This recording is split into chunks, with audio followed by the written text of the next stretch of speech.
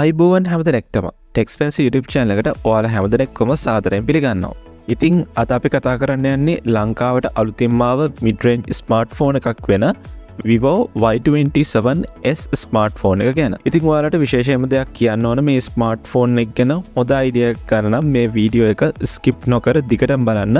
එතකොට ඔයාට මේ smartphone එක ගැන හොඳ idea එකක් ලබා ගන්න පුළුවන්. ඔයාට මේ smartphone එකේ 8GB 256GB smartphone එක ඔයාට ලංකාවේදී රුපියල් 82500ක මුදලකට මිලදී ගන්න පුළුවන්. ඉතින් අපි මේ smartphone එකේ ඉස්සරහට බලමු මේ features එක, මේ price එක මේ ස්මාර්ට්ෆෝන් එකට ගැලපෙනවද සහ මේ ස්මාර්ට්ෆෝන් එකට ඉන්න ලොකුම කම්පිටිටර්ස්ලා කවුද කියලා. ඉතින් ඔක්කොටම කලින් අපි මේ ස්මාර්ට්ෆෝන් එකේ අන්බොක්සින් එක බලමු. ඉතින් අපිට මෙන්න මේ විදිහට තමයි ස්මාර්ට්ෆෝන් බොක්ස් එක බලා ගන්න පුළුවන් වෙන්නේ. මේ ස්මාර්ට්ෆෝන් බොක්ස් එක අන්බොක්ස් කරාම අපිට ස්මාර්ට්ෆෝන් එක බලා ගන්න පුළුවන් මේ විදිහට. ඊට පස්සේ user manuals, transparent silicon cover එක, ඊට පස්සේ type C cable එක සහ 44W fast charger adapter එක වගේම sim eject tool එකත් මේ බොක්ස් එකේ අන්තර්ගත වෙනවා. ස්මාර්ට්ෆෝන් එකේ නෙට්වර්ක් එක ගැන කතා කරොත් එහෙම මේක 4G ස්මාර්ට්ෆෝන් එකක්. අපි මේ ස්මාර්ට්ෆෝන් එකේ බිල්ඩ් එක ගැන කතා කරොත් එහෙම මේ ස්මාර්ට්ෆෝන් එක ග්‍රෑම් 192ක් වගේ බරයි. ඒ වගේම මේ ස්මාර්ට්ෆෝන් එකේ thickness එක සාමාන්‍යයෙන් මිලිමීටර් 8.2ක් වගේ වෙනවා. ඒ වගේම ස්මාර්ට්ෆෝන් එකේ ෆ්‍රන්ට් එක glass, back එක සහ frame එක plastic. ස්මාර්ට්ෆෝන් එකේ දකුණු පැත්ත ගැන කතා කරොත් එහෙම අපිට volume rocker සහ power key එක බලා ගන්න පුළුවන්. fingerprint එක ගන්නේ power key එකේමයි. ස්මාර්ට්ෆෝන් එකේ bottom side එක ගැන කතා කරොත් එහෙම අපිට 3.5mm port එක, ඒ වගේම type C port එක, primary microphone එක සහ single speaker එකක් බලා ගන්න පුළුවන්. ස්මාර්ට්ෆෝන් එකේ වම් පැත්තේ අපිට කිසිම දෙයක් බලා ගන්න හැකියාවක් ලැබෙන්නේ නැහැ. ස්මාර්ට්ෆෝන් එකේ টොප් එකේ අපිට secondary microphone එක සහ SIM tray එක බලා ගන්න පුළුවන්. අපි මේ SIM tray එක ගැන කතා කරොත් එම ඔයාට වෙන වෙනම SIM දෙකක් සහ micro SD card එකක් use කිරීමේ හැකියාවක් ලැබෙනවා. ඉතින් මේ නිසාම ඔයාට dual SIM පහසුකම සහ 1TB දක්වා storage එක වැඩි කර ගැනීමේ හැකියාවක් ලැබෙනවා. ස්මාර්ට්ෆෝන් එකේ back එක ගැන කතා කරොත් එම අපිට dual camera setup එකක් එක්ක flashlight එක බලා ගන්න පුළුවන්.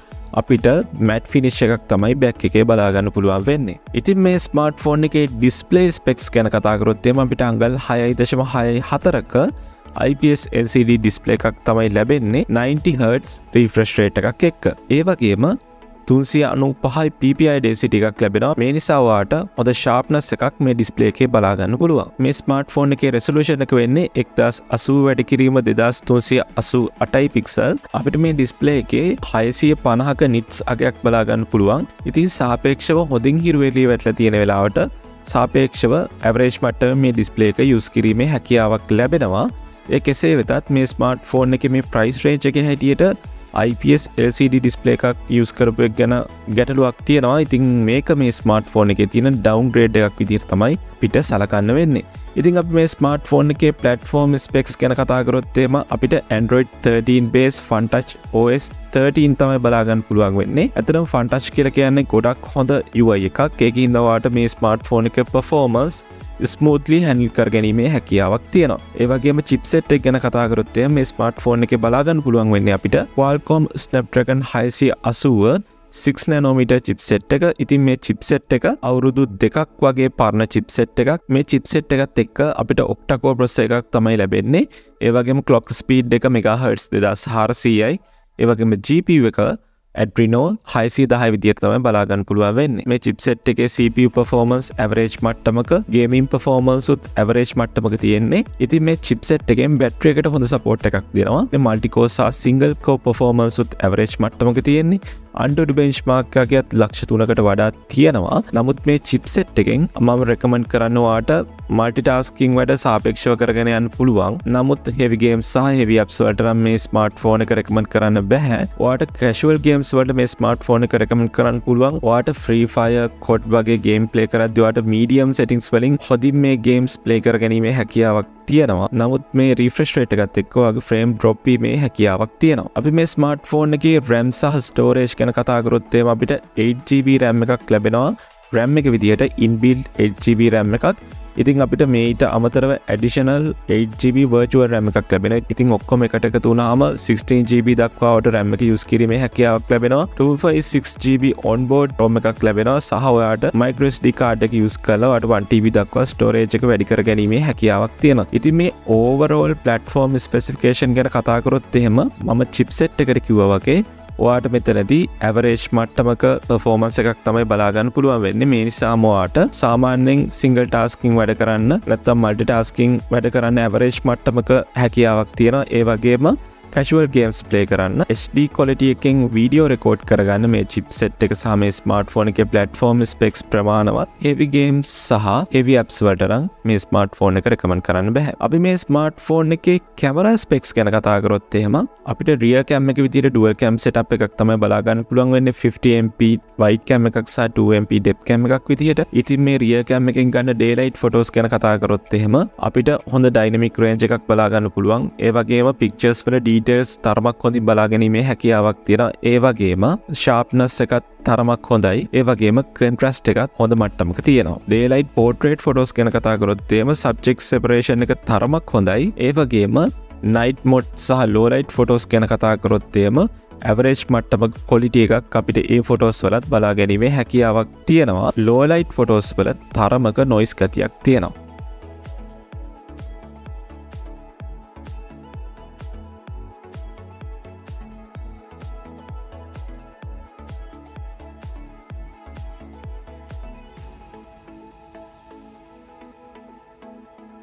ඉතින් අපි rear cam එකෙන් ගන්න videos ගැන කතා කරොත් එහෙම අපිට 1080p resolution එකෙන් 30fps වලින් videos record කරගැනීමේ හැකියාවක් තියෙනවා. ඇත්තටම අපිට මේ cam එකේදී OIS පහසුකම ලැබෙනවා. මේ නිසා ඔයාට video එක shake වෙන්නේ නැතුව record කරගැනීමේ හැකියාවක් තියෙනවා. ඉතින් video quality එක ගැන නම් අපිට සෑයීමකටපත් වෙන්න පුළුවන්. OIS එක on කරලා video කරද්දී සමහරක් වෙලාවට ඒ videos වල තියෙන sharpness එක තරමක් අඩු වෙනවා. කෙසේ වෙතත් OIS එකත් හොඳ මට්ටමක තියෙනවා. ඉතින් අපි low light videos ගැන කතා කරොත් එහෙම low light videos වල ලොකු quality එකක් බලා ගන්න හැකියාවක් ලැබෙන්නේ නැහැ.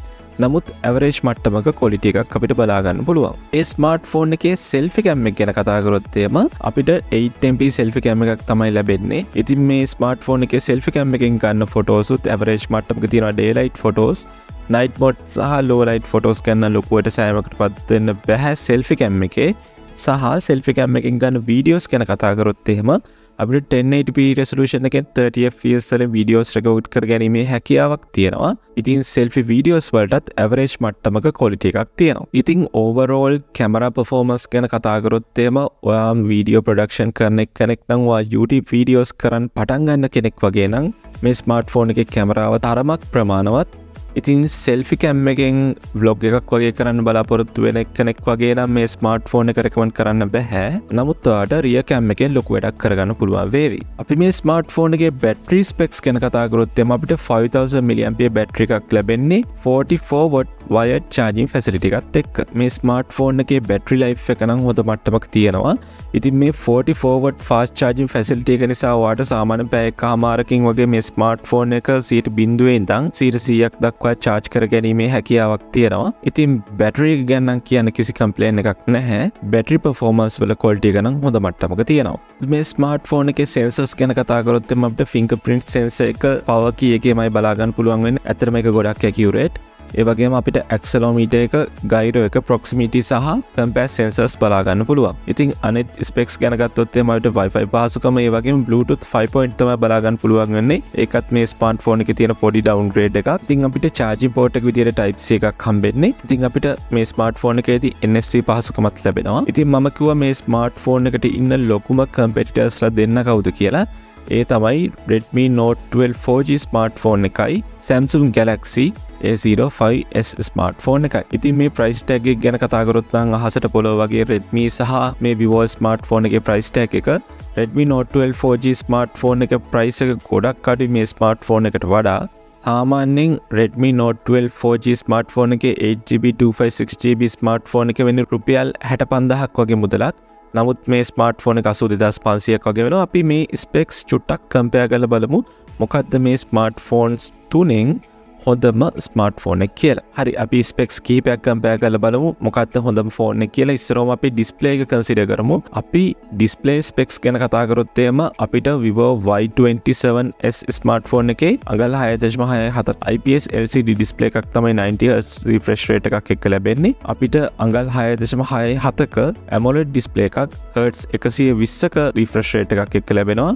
Redmi Note 12 4G ස්මාර්ට්ෆෝන් එකේ ඒ වගේම අපිට Samsung Galaxy A05s ස්මාර්ට්ෆෝන් එකේ අපිට අඟල් 6.7ක PLS LCD ඩිස්ප්ලේ එකක් ලැබෙනවා 90Hz refresh rate එකක් එක්ක. ඉතින් මේ ස්මාර්ට්ෆෝන්ස් තුනේම හොඳම ඩිස්ප්ලේ එක තියෙන්නේ Redmi Note 12 4G ස්මාර්ට්ෆෝන් එකට. ඉතින් ඔයාලට platform specs ගැන කතා කරොත් එමු ඔයාලට පේනවා මෙතනදී එකම chipset එක තමයි Qualcomm Snapdragon 680 chipset එක තියෙන්නේ Samsung A05s සහ Vivo Y27s ස්මාර්ට්ෆෝන් එකට. මෙතනදී Redmi Note 12 4G ස්මාර්ට්ෆෝන් එකට ලැබෙන්නේ Qualcomm Snapdragon 685 chipset එක. ඉතින් මෙතනදී Redmi Note 12 4G ස්මාර්ට්ෆෝන් එකේ chipset එක මේ අනිත් chipset එකට වඩා හොඳයි. ඉතින් අපි මේ ස්මාර්ට්ෆෝන්ස් තුනේ කැමරා ස්පෙක්ස් ගැන කතා කරත් හොඳම කැමරා එක තියෙන Redmi Note 12 4G ස්මාර්ට්ෆෝන් එකට. මෙතනදී battery performance එක විතරක් Vivo Y27s ස්මාර්ට්ෆෝන් එකේ වැඩි. ඉතින් overall specs අපි compare කරලා බැලුවොත් එහෙම මෙතන ගෙවන මුදලට උපරිම සාධාරණයක් කරන්නේ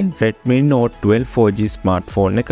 ඉතින් මේ දේවලුත් එක්ක Vivo මේ price tag එක ගන්න ලොකුවට සෑහීමකටපත් වෙන්න බෑ. හැම වෙලාවකම මේ Vivo වලගේ price එක සාපේක්ෂව වැඩි. ඉතින් price එක සාධාරණ වුණා නම් මේ ස්මාර්ට්ෆෝන් එකේ තියෙන specs ගොඩක් හොඳයි. ඉතින් ඔයා දැනටමත් මේ ස්මාර්ට්ෆෝන් එක use කරනවා නම් ඔයාගේ user experience comment කරන්න අමතක කරන්න එපා. ඒ වගේම මේ වීඩියෝ එකේ අඩුපාඩු තියෙනවා නම් සහ මේ වීඩියෝ එක ගැන අදහස් කමෙන්ට් කරගෙන යන්නත් අමතක කරන්න එපා. ඉතින් තවත් අලුත් ස්මාර්ට්ෆෝන් රිවිව් එකක් එක්ක අපි නැවත හමු වෙමු.